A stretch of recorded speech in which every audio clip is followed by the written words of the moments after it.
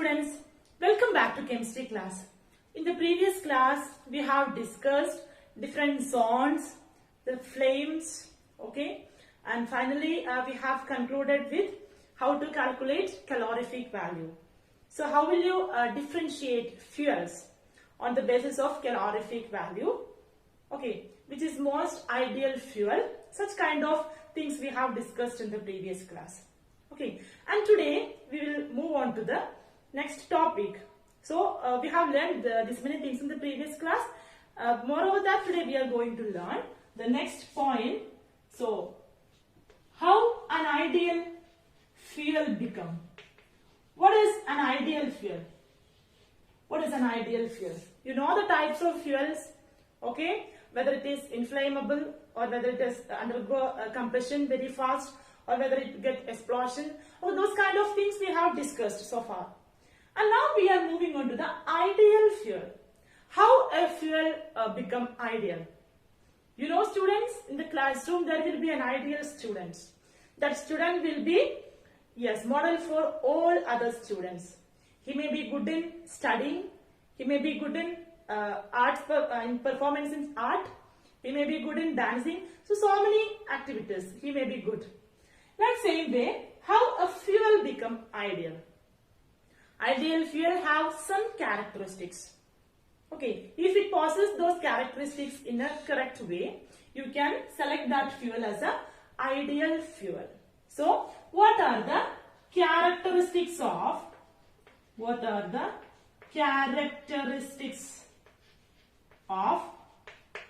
ideal fuel? Characteristics of ideal fuel.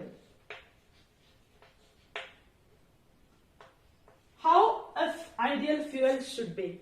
Okay, so in the previous class we have discussed calorific value, right? So the calorific value of an ideal fuel should be more. Okay, so the first point, it should have big calorific value.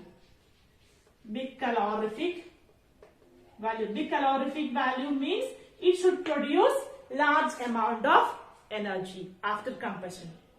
Okay, so any other characteristics? Yes, if a fuel wants to become ideal, it should be cheaper. It should be cheaper. Cheaper means if a fuel possesses 1 liter, like petrol and diesel, you know that 1 liter, now it's showing 82 rupees for 1 liter. So if the rate increases as much as, so the normal people cannot buy it possibly, right? So the availability also will be rare. So that time we will depend some other fuels which is not having that much calorific value. So it should be cheaper also. It should be cheaper also. And any other points? Yes. An ideal fuel should be easy to transport. Easy to transport from one place to another. If it is highly inflammable or it is highly dangerous means it is not possible to carry out. Carry through oceans and all. So it should be easy to transport. An ideal fuel should be it should be easy to transport. And the next point what we are going to discuss is it should not produce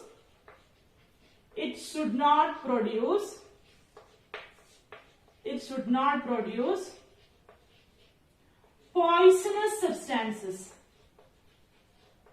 Should not produce poisonous substances means, so after combustion or while transporting, it never produces any poisonous substances. Once it produces any poisonous substance means it will be adversely affect to you and your surroundings. Okay, so coming to this point, the next point can be right. It should be, an ideal fuel should be eco-friendly. An ideal fuel should be eco-friendly means what? So after combustion, it should not produce any poisonous substance that we discussed. But it should be eco-friendly means any other residue should not be left over after combustion. If anything left over poisonously or dangerously, it will be adversely affect to your environment as well as your body. Right? Yes. So it should be always eco-friendly. There may not be any residual part after combustion. Should not be left over after combustion. That point also we have to come into our mind that when we talk about the ideal fuel.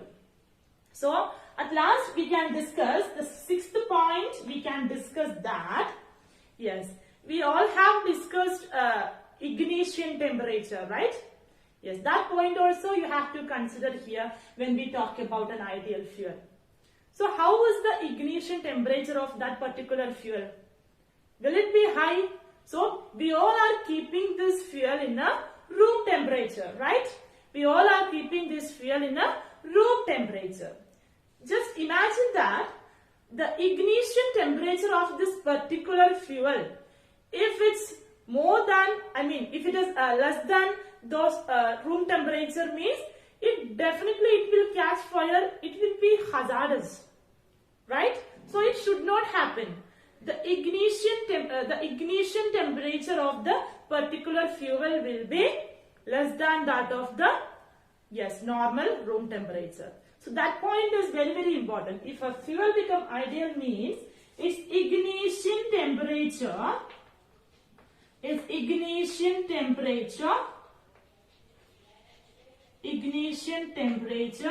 should be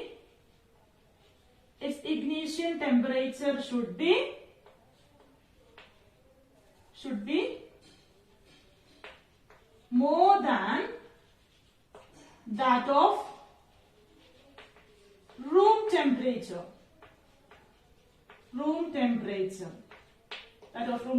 If it's less than room temperature, means it will catch fire, or it will be it causes for explosion.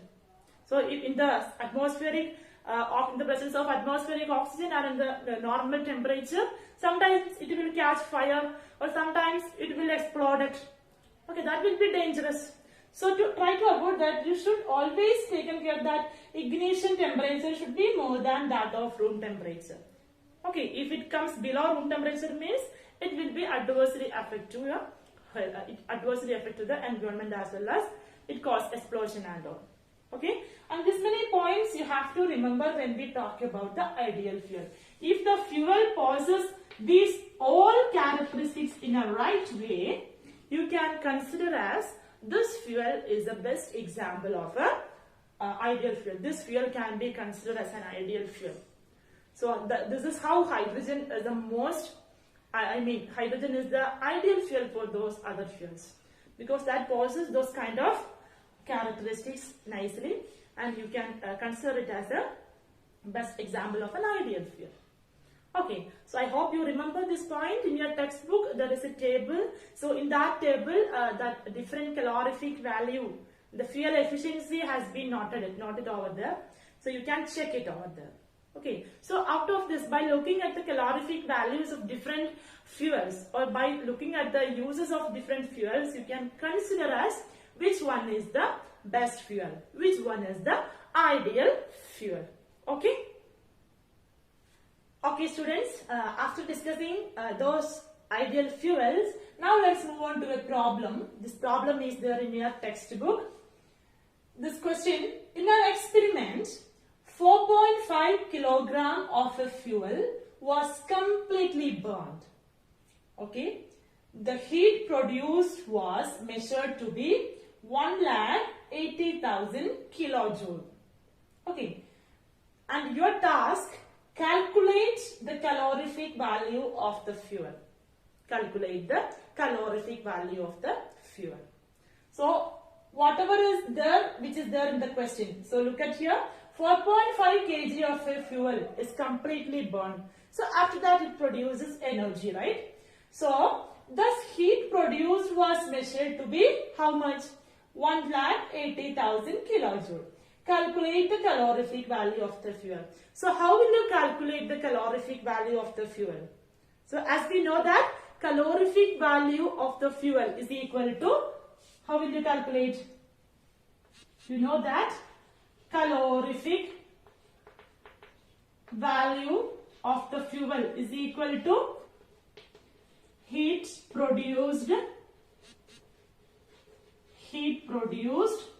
divided by heat absorbed. Heat absorbed. So children, how much heat is produced? You know that? 1,80,000 kilojoule heat is produced. And the heat absorbed is how much?